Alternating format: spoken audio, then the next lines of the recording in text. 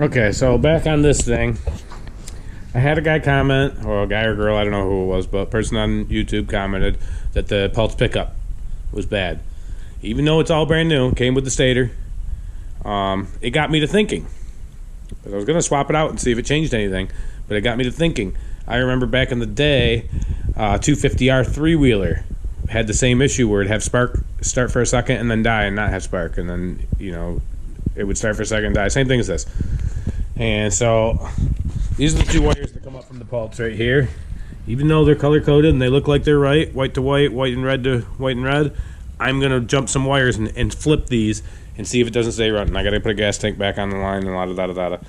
So we'll see if that doesn't fix my problem. Got her wired up. The carb has started to leak now on me, but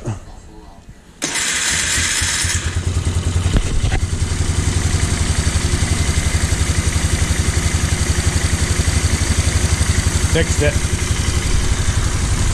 So the wires are wired backwards in that plug on the aftermarket stator. That's the problem. She's staying running now. Sweet.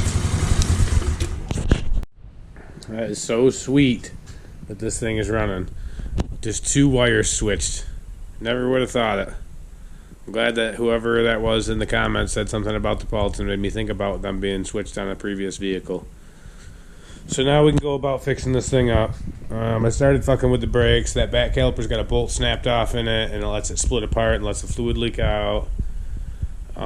This plunger is working on the transmission brake, but not on the front brakes. I can't get fluid to the front for some reason. It's all through. You probably can't see, it's too dark, but there's like a tri-fitting down there, and this brake runs the fronts and the transmission brake, and then that one just runs the rear brake on the axle. So I gotta get a parts list together, but she's coming together. Very good.